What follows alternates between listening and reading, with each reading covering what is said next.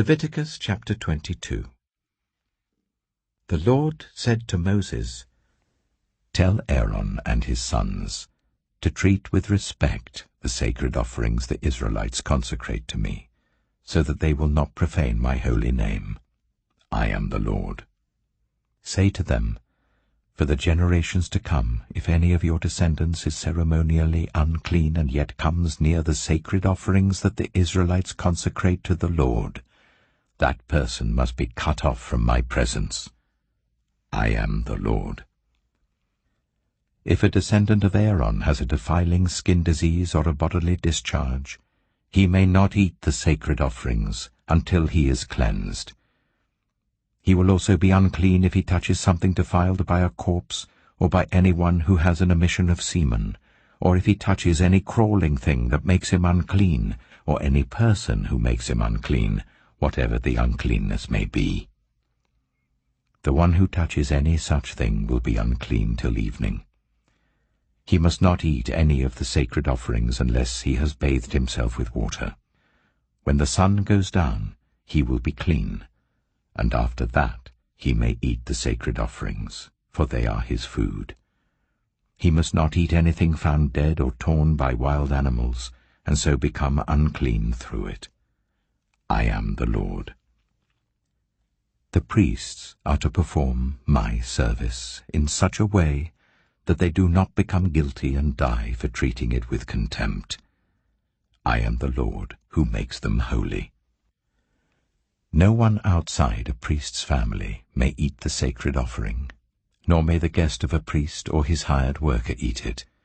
But if a priest buys a slave with money, or if slaves are born in his household, they may eat his food. If a priest's daughter marries anyone other than a priest, she may not eat any of the sacred contributions. But if a priest's daughter becomes a widow, or is divorced, yet has no children, and she returns to live in her father's household as in her youth, she may eat her father's food. No unauthorized person, however, may eat it. Anyone who eats a sacred offering by mistake must make restitution to the priest for the offering and add 1/5 of the value to it. The priests must not desecrate the sacred offerings the Israelites present to the Lord by allowing them to eat the sacred offerings and so bring upon them guilt requiring payment. I am the Lord who makes them holy.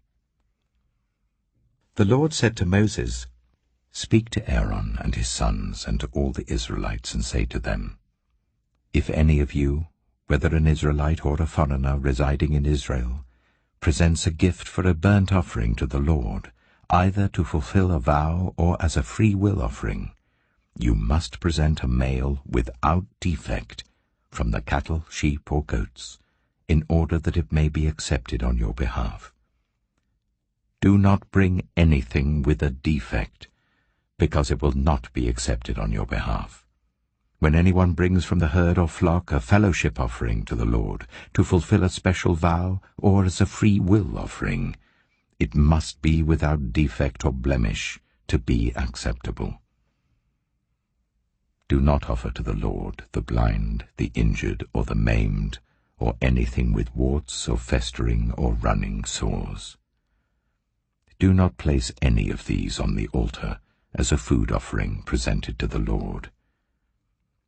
You may, however, present as a free will offering an ox or a sheep that is deformed or stunted, but it will not be accepted in fulfillment of a vow. You must not offer to the Lord an animal whose testicles are bruised, crushed, torn, or cut. You must not do this in your own land, and you must not accept such animals from the hand of a foreigner and offer them as the food of your God. They will not be accepted on your behalf, because they are deformed and have defects.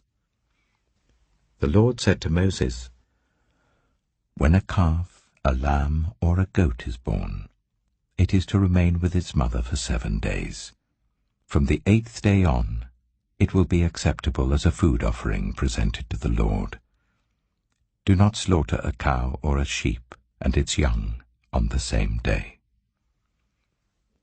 When you sacrifice a thank offering to the Lord, Sacrifice it in such a way that it will be accepted on your behalf. It must be eaten that same day. Leave none of it till morning. I am the Lord. Keep my commands and follow them. I am the Lord. Do not profane my holy name, for I must be acknowledged as holy by the Israelites. I am the Lord who made you holy, and who brought you out of Egypt to be your God. I am the Lord.